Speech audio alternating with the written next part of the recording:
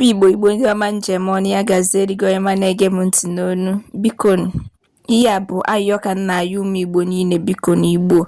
Ndị fada o, ndị pastors biko no bịa nyere fada Webejoy aka. Webejoy na on behalf of Chukwu Okike Abịama or moi, I'm saying on behalf of Webejoy nna ya unu biko. Webejoy is na ndị Zion Ministry no his neck now that na ha na-achụ ya ka egbuo ya ka abụọ ya.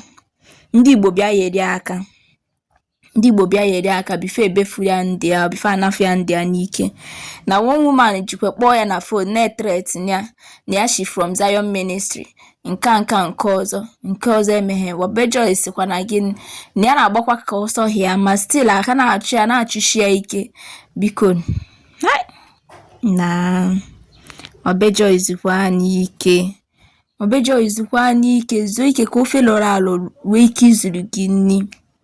Keke bụ na ndị Zion because ni ihe eti Zion isizie na ndị Zion Ministry na ha na-threaten your life. Ndị Igbo bịa yeru gị aka. Ndị nka ịbịa mee ya as open this thing. The woman did not even introduce herself singing na she Zion, ma na she adoration, ma na she dunamis, ma na she o just gwa gị why you ga-eji display phone number online. Mana people are not seeing that part that need display. How can you display someone's private number online so that people will be calling her up and down calling? You did not even send any apology about that. If it's me, can you say, mommy, sorry, I'll go and bring down the post me.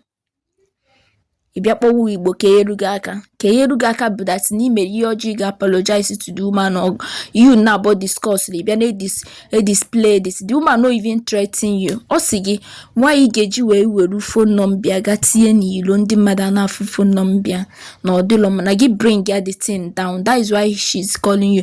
Ibu ya no ndị Zion. Man unu bụ ndị fada, sorry to say this so.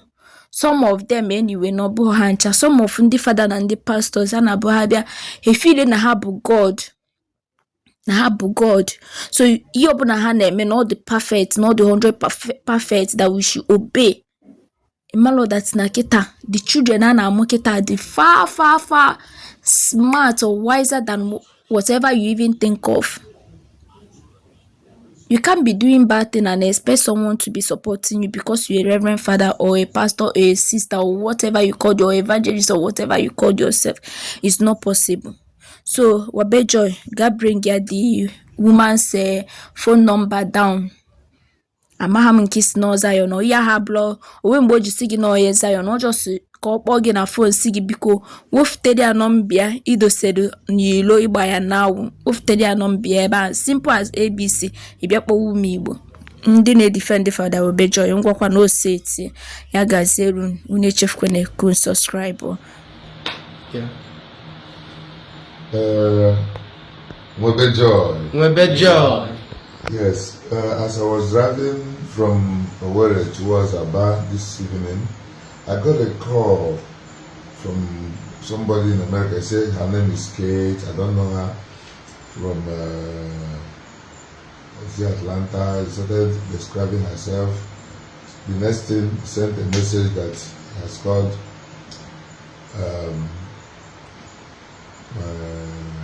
my superiors and authority of the diocese.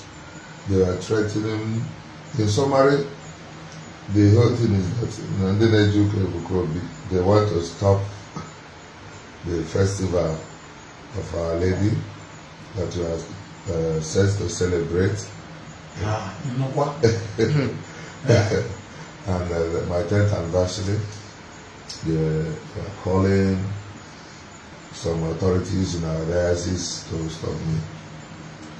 I want to ask a question. How can a group of people who are not obedient to the church try to appeal to the authority of the same church that they have disobeyed? You see, people will not understand why Father Webejoy is speaking about this new church in the Kobe video, and especially those of them. They are more than me, but they are not more than Our Lady. Yes. I only have this response to.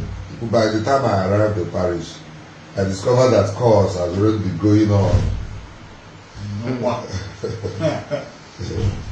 parish priest let me know that calls have been coming in. Of course, my bishop cannot do that. The God whom I serve, Our Lady whom I serve, I told them any day I will disobey the church. Let me die a day before that day. Yes. Confirm. So my life is covenanted. Ndị Kobi, unu akwana ndị fada mgba. Especially these women that feel that they can always have what they want. It's an advice. Imagine trying to festival and Nigeria, sir. The whole village jubilating immediately in the hand of the motto, Father. The whole parish, they were all waiting for the arrival. Or because of Bukobi, Kapu, such a thing. There's this aphorism that says, you cannot fight the church. You know, fight they are calling some people in the diocese, and they better my diocese. Why? I have the support of many bishops who have encouraged me to stand strong, to teach our people not to denigrate the authority of the church. A bishop cannot tell you to stop and you continue. And then, in the same way, you come back, Father not under the authority of his bishop.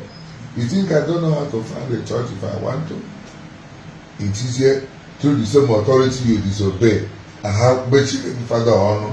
I have disgrace here, Father. What do you stand to gain?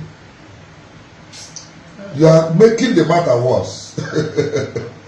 And it's not going to stop. God knows the reason why. He created me and gave me the type of spirit he gave me. Yes. Come on, may disobey Nzuko. Let me die a day before that day. Oh, Father, yes. It's very simple. And this is my response to you. I'm handing that insult, that attempt you have made over our Blessed Mother Mary and the holy angels of God and our Lord in the Blessed Sacrament. So, the same okay. But if you work with the Father, the earlier you do that, the better for you. Yes. You will not succeed. It's a promise. Yes. Compared to all of you. Ego numere. Ego ni na mbigoro kemgbe nji pụta ụwa.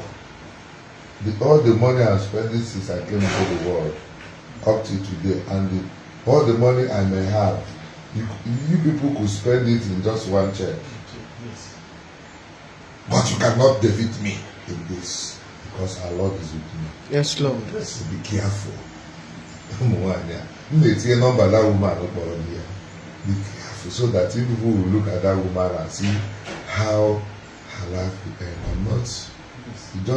I didn't say anything will happen to her, but just look at that. Even at Chukwu Father Ziko happen here. Double not the disgrace in Zuko. Double not the disgrace in the Kali priesthood. I know. I'm here with this. So here I to make one job. But I'm going to go to Mariam. Doesn't touch me. That's not possible. So may God, I will just update. So be careful. Zeren the father. Chukwu kana kajifa haluhara atọpụ ndị mmadụ na-agbụ njọ erugharị achịchara mmanya ọgwụ arụ na ọbara Kristi edoyi karịsị aja asọ eme ndị mmadụ baptizim. God has not finished using us. Onye nke na-eme miracle na-ekendetara ndị gbabara n'ime ọfịa. Oge that phase, that era of unu gbaji izu na chịrị fada gaa n'ime ọhịa agago. It doesn't possible. So Chineke na-enyere ọnụ. Amen. And they chọrọ udo, especially Catholics, the laity council mebara na ihe anya. Oge eru mgbe aka ya eme ndị bishops ka ya abata n'ọgụ a, but anyị ka nọgide na-ekwu ya. So The bishop dị too big ịbịa ọgụ anyị zuru as little as we are. Unu ka nkụ n'anya nke mmadụ, but ka o si etu a udo dịrị unu.